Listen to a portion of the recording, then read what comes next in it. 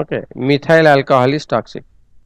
Now this methyl alcohol, when the person will consume, they can die because it is highly toxic. So this methyl alcohol we are using to boil the leaf. So ये जो methyl alcohol है, it is a organic solvent, carbon compound है ना, organic solvent. Chlorophyll, chlorophyll क्या type का compound है, organic की inorganic? Sir organic. Organic है, वो भी कार्बन कंपाउंड है, it is in the living organism ना, ये कोई सोडियम मैग्नीशियम पोटेशियम कैल्शियम तो है नहीं, ये एक स्ट्रक्चर है जिसमें कि कार्बन नाइट्रोजन ये सब चीज है, ये एक ऑर्गेनिक कंपाउंड है क्लोरोफिल। तो इसको डिसॉल्व करने के लिए हमने ऑर्गेनिक सॉल्वेंट मिथाइलेटेड स्पिरिट या मिथाइल अल्कोहल को यूज किया। इससे क्या हुआ, क्लोरोफिल उसमें डिसॉल्व हो गया, निकल गया, नहीं तो वो ग्रीन कलर रहेगा तो आपको समझ में नहीं आएगा कि रिएक्शन हुआ कि नहीं। तो कलर निकालने के लिए हमने उसमें बॉईल किया, उसके बाद फिर वो थोड़ा सा हार्ड हो जाता है क्योंकि उसमें अल्कोहल था ना, अल्कोहल जब निकल जाता है पूरा ड्राई कर देता है, उधर पपड़ी जैसा हो जाएगा, तो इसीलिए उसको फिर से थोड़ा हाइड्रेशन कर दिया, पानी में फिर डाल दिया, उसके बाद आपने उसमें आयोडीन दिया। सर ये बॉयल जो किए हैं सर, पहले नॉर्मल वाटर से बॉयल करेंगे, उसके बाद फिर मिथाइल स्पिरिट से बॉयल करेंगे, या फिर पहली बार में वाटर और मिथाइल स्पिरिट दोनों डाल के बॉईल कर रहा है? दोनों साथ में नहीं कर रहा है, one after the other. First kill the cells, next boil in methyl alcohol to remove the chlorophyll, then again boil to make it soft and then use the iodine for the colour. Then this reaction alcohol में boil कर रहा है या फिर water में, second वाला? You have your textbook open? हाँ sir. Sir मतलब मिथाइल स्पिरिट को boil the leaf of methyl spirit a water bath, फिर ये समझ नहीं आया सर, वाटर भी था लिखा हुआ। What you did not understand? Sir sir sir पहला वाला तो समझ गए कि बॉयल करना है वाटर में, सर दूसरा वाला में लिखा है boil the leaf in methyl spirit over a water bath till it becomes pale white. Sir इसमें वाटर और मिथाइल स्पिरिट मिलाकर बॉयल नहीं कर नहीं, रहा है water bath, water bath is nothing but जिसमें कि गर्म पानी रहता है, गर्म पानी का वो एक मशीन टाइप का रहता है, उसमें आप टेम्परेचर सेट कर सकते हो, उसको बोलता है वाटर बाथ। उस वाटर बाथ के अंदर आप एक बीकर में मिथाइलेटेड स्पिरिट लेके उसको उसमें रख दो, क्योंकि मिथाइलेटेड स्पिरिट के नीचे आप जो बर्नर लेके मारोगे तो क्या होगा, स्पिरिट जल्दी से उड़ जाएगा, उड़ जाएगा, वो बर्न हो सकता है, ब्लास्ट हो सकता है, डेंजरस है। तो इसीलिए ये जो बॉइलिंग वाटर है, बाहर में एक बीकर है, ये बीकर में वाटर बॉईल हो रहा है, उसके अंदर आपने टेस्ट ट्यूब डाला जिसमें मिथाइलेटेड स्पिरिट है, डायरेक्ट मिथाइलेटेड स्पिरिट को आप बॉईल करोगे, फ्लेम, वो भी फ्लेम के साथ, वो तो आग पकड़ लेगा, वो तो हाईली वॉलेटाइल डेंजरस है, वो तो आग पकड़ ले ब्लास्ट कर देगा। ओके, तो उसको वाटर बाथ में रखा गया, ये सेम लाइक दिस, ये आपका जो फिगर बनाया गया है, removal of chlorophyll from the leaf, water bath is nothing but A something, a container in which water is boiling. समझ गए। तो उसके बाद लास्ट में क्या किया, उसमें आयोडीन डाला, आयोडीन डालने से क्या हुआ, अगर स्टार्च है तो it will give blue black colour, that is what आपको उसमें रिजल्ट आता है। लेकिन जो लीफ को आपने डार्क में रख दिया उसमें आपको ब्राउन कलर ही आता है, ब्लू ब्लैक कलर नहीं आता है। ये बता रहा है कि कहीं ना कहीं वो स्टार्च या तो छुप गया है सेल के अंदर एकदम जाके, या वो कंज्यूम हो गया है। ओके, ये वाला बेसिक एक्सपेरिमेंट है, कैसे करना है। अब इसी चीज को लेके अलग अलग और इसमें वेरिएशन किया गया। ये क्या, to show that chlorophyll is necessary for photosynthesis. Okay, ये वाला पार्ट आप समझ गए कि इसी रिएक्शन को यूज करके हम लोग को चेक करना है। चलिए, एक है ये प्रूव करने के लिए कि chlorophyll is necessary for photosynthesis. तो कैसे प्रूव करेंगे,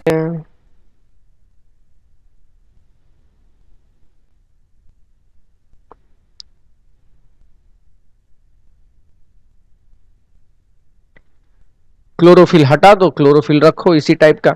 लेकिन यहां पे उन्होंने क्या किया, take a plant with variegated leaves, variegated leaves यानी colourful leaves, having some green and some non green areas, for example coleus, germanium and carotan। carotan तो हमको लगता है ऑलमोस्ट सब लोग चिंते होंगे, carotan का पौधा, all of you, carotan plant. Sir Hindi में शायद जानते होंगे, हाँ, हिंदी में करोटन करोटन ही स्पेलिंग। बोलते हैं, हिंदी में भी करोटन बोलते हैं, अंग्रेजी में भी करोटन बोलते हैं वो। हाँ, जनरली आप देखोगे पॉट्स वगैरह में सजाने के लिए जो आप देखोगे पत्ता कलरफुल रहता है, वो करोटन प्लांट है। तो उसमें क्या बोल रहा है कि D starch the leaf by keeping the plant in dark room for a few days, place the plant in the sun, after few hours pluck one leaf, make its outline in a paper and mark the green non-green areas, test the leaf for starch, only the green part of the leaf will turn bluish showing the presence of the starch।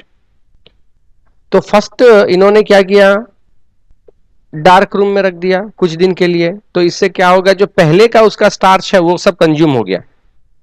तब आपने कुछ घंटों के लिए उसको सन में रखा, तो अब फ्रेश हो रहा है, उसमें स्टार्च वगैरह जो बनना है फ्रेश बना। उसके बाद आप क्या करो, उसको एक मार्किंग बना लीजिए मोटा मोटी की, मतलब कहाँ कहाँ ग्रीन एरिया है, कहाँ ग्रीन एरिया नहीं है। तो जहां ग्रीन एरिया है वहां पे आप जब आयोडीन टेस्ट करते हो तो वहां पे आप देखोगे 6.5 वाले में कि जहां जहां ग्रीन एरिया है वहां ब्लू कलर बन गया, और जहां ग्रीन एरिया नहीं था वहां पे ब्राउन कलर ही आया, आयोडीन का ब्राउन कलर बना।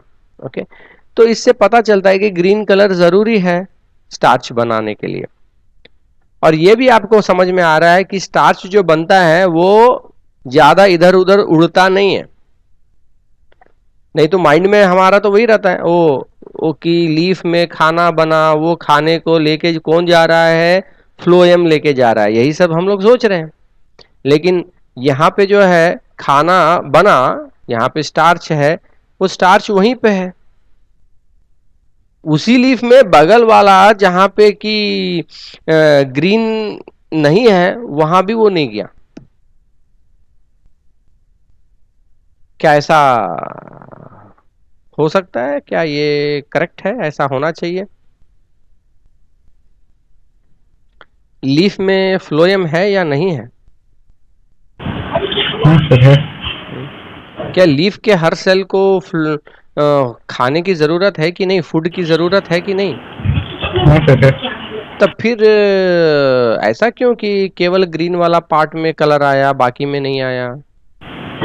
सर प्लांट को पहले डिस्चार्ज कर दिया गया था, उसके बाद सन में रखा तो फ्रेश बन ही रहा होगा, 2 घंटा ही हुआ था तो तोड़ वही दिया। बात है, इसीलिए इसीलिए इस फर्स्ट स्टेप का महत्व है।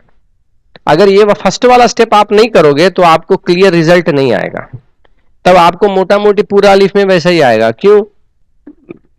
जो नॉन ग्रीन पार्ट है उसमें भी तो, क्योंकि स्टार्च का फंक्शन तो स्टोरेज का है ना, स्टोरेज का है, तो लॉन्ग टर्म में क्या है, सब जगह स्टार्च पहुंचेगा, सबको खाने की जरूरत है, सबको खाना पहुंचेगा।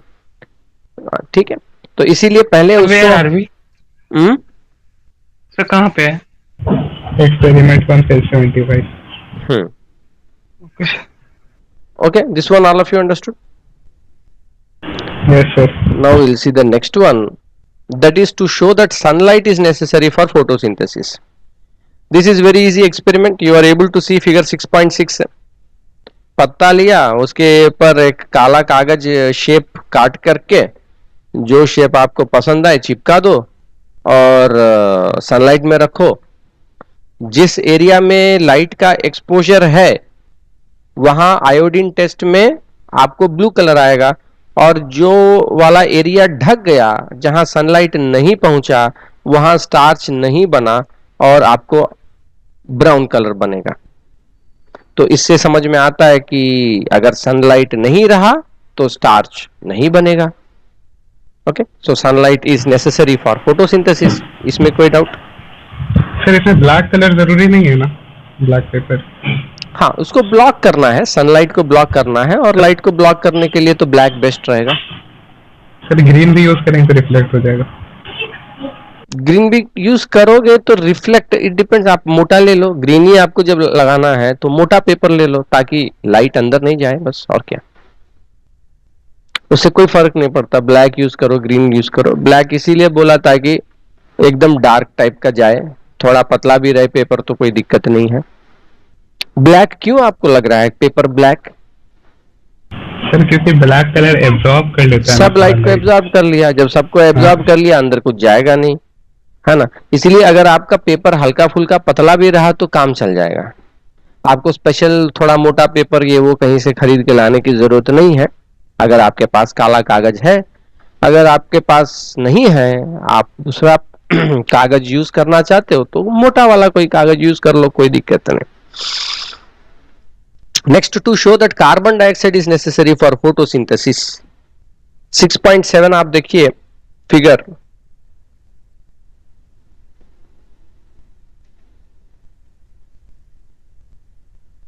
ऑब्जर्व कीजिए उसमें क्या है, क्या केमिकल है।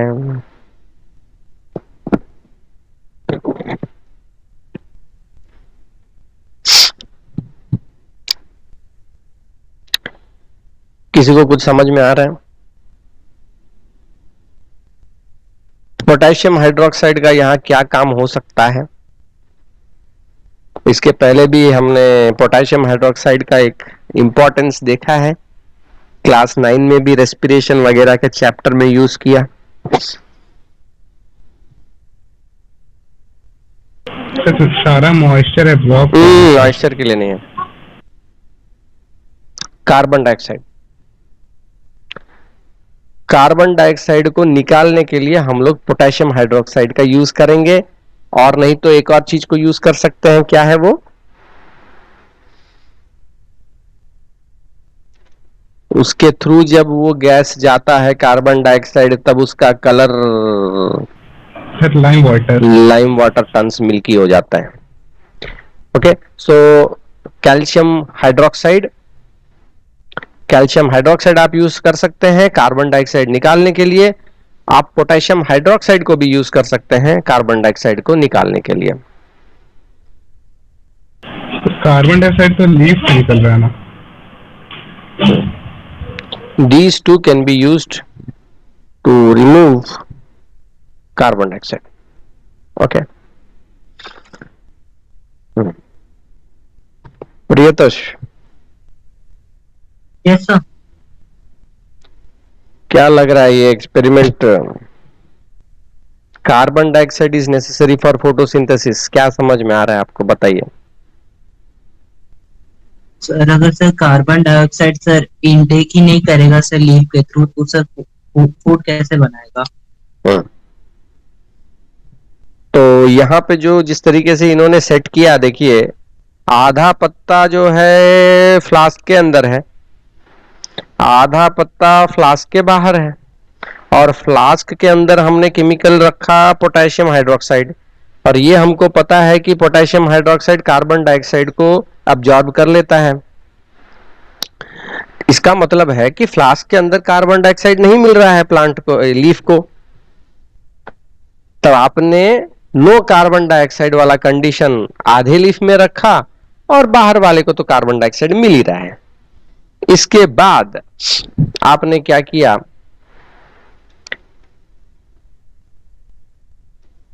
आयोडीन टेस्ट आप कर सकते हो। कौन सा पार्ट में ब्लू कलर डेवलप होगा? जो सनलाइट में है, फ्लास्क के बाहर। सनलाइट तो अंदर भी है, फ्लास्क के अंदर भी है, शीशा का है नॉर्मल।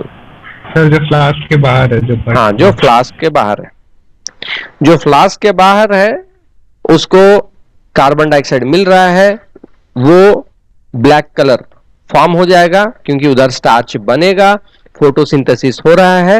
लेकिन फ्लास्क के अंदर कार्बन डाइऑक्साइड नहीं है भैया, जब कार्बन डाइऑक्साइड ही नहीं होगा तो फोटोसिंथेसिस कहां से होगा? तो वही प्रूफ कर रहा है। सर लेकिन प्लांट पे एक सेल में खाना बनेगा तो सब जगह डिस्ट्रीब्यूट नहीं होगा। होगा, लेकिन कैसे? देखिए ग्लूकोज छोटा मॉलिक्यूल है, डिफ्यूजन जो बोलते हैं ना, डिफ्यूजन से ही जाएगा ना। कैसे जाएगा? डिफ्यूजन से जाएगा। तो डिफ्यूजन में जो छोटा मॉलिक्यूल होता है, जैसे ग्लूकोज छोटा मॉलिक्यूल है, वो फास्ट डिफ्यूज करेगा। स्टार्च पॉलीमर है, बड़ा मॉलिक्यूल है, उसका डिफ्यूजन टाइम लगेगा, टाइम लगेगा। तो पहले क्या होगा कि ग्लूकोज का सिंथेसिस होगा। अगर वहां पे जैसे कि कोई पार्ट है लीफ का जो कि ग्रीन नहीं है, वहां उसको जाना है, ठीक है, तो पहले तो फोटोसिंथेसिस होने पे वो ग्लूकोज उसके अपने सेल में यूज होगा, जो एक्सेस है वो डिफ्यूजन होके बाकी सब जगह जाएगा और उधर पहुंचने के बाद सेल एंजाइमेटिक मेथड से उसको स्टार्च में कन्वर्ट करेगा। समय लगेगा इस सब प्रोसेस में, और आप कितने घंटे का प्रोसेस कर रहे हैं? Few hours. तो इस फ्यू आवर्स में आपको डिफ्यूजन स्टार्च का उतना नहीं होगा। ओके, दैट इधर बन गया तो उधर भी फटाफट ट्रांसपोर्ट हो गया। ग्लूकोज डिफ्यूजन होगा, लेकिन क्या ग्लूकोज आयोडीन टेस्ट देता है? नहीं सर। नहीं देगा, स्टार्च ही देगा iodine test. Okay, that answers your question. हाँ सर। ओके सर अगर ये क्वेश्चन, मतलब एक क्वेश्चन था sir, why glucose can not be stored in plants, तो इसका आंसर लिख सकते हैं because it increase osmotic pressure. it will make the cell hypertonic. ठीक है Cell hypertonic हो जाएगा। Osmotic pressure in cell sap. Sir it will increase osmotic pressure in cell sap, ऐसे लिख सकते हैं। ऐसा क्यों लिखोगे? ठीक है।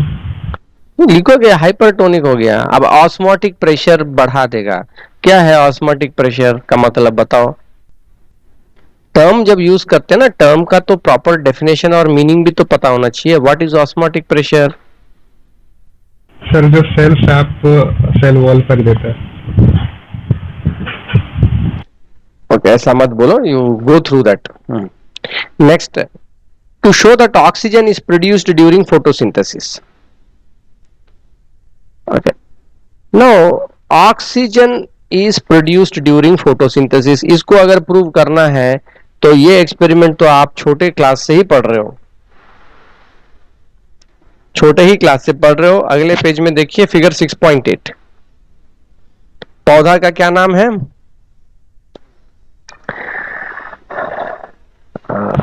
हाइड्रिला। हाँ,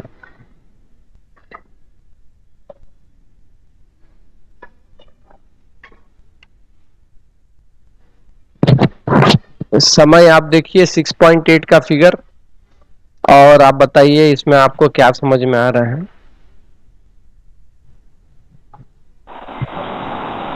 सर एक फ्लास्क है सर, उसके अंदर सर प्लांट को रखा है। प्लांट का नाम है हाइड्रिला। सर ट्यूब में पानी भरा हुआ है और उसको सर एक कंटेनर में रखा, और कंटेनर में भी पानी भरा हुआ है, और in the presence of sunlight है सर। कुछ बन के निकल रहा है, गैस बबल। हाँ सर, ऑक्सीजन है। ऑक्सीजन गैस बन के निकल रहा है। तो ये जो एक्सपेरिमेंट है ये दिखाने के लिए है कि oxygen is given out during photosynthesis. अब ये जो गैस बन के, वाटर प्लांट है क्या? हाँ एक्वाटिक, हाँ हाइड्रिला इज एक्वाटिक प्लांट। आप कोई भी एक्वाटिक प्लांट ले लो छोटा मोटा सा, हाइड्रिला इसीलिए यूज करते हैं। हम लोग भी जब क्लास 11 वगैरह में थे तो हमारे जो टीचर थे वो भी लेके आए थे, हाइड्रिला का पौधा डाले, ये सब करके डेमोन्स्ट्रेशन एक्सपेरिमेंट करके दिखाया, देखिए ऐसा होता है। तो असली में जो है बबल्स बबल्स निकल रहे थे, हम लोग भी देख रहे थे। एफिशिएंट है, बहुत अच्छा है। हाइड्रिला इसीलिए यूज करते हैं, छोटा पौधा है, बड़े बड़े पत्ते, ये वो सब क्लमजी नहीं रहता है। वो लिया, उसमें डाल दिए और जरा धूप में रख दिए, तो उसमें आप देखते रहोगे कि टुप टुप टुप टुप टुप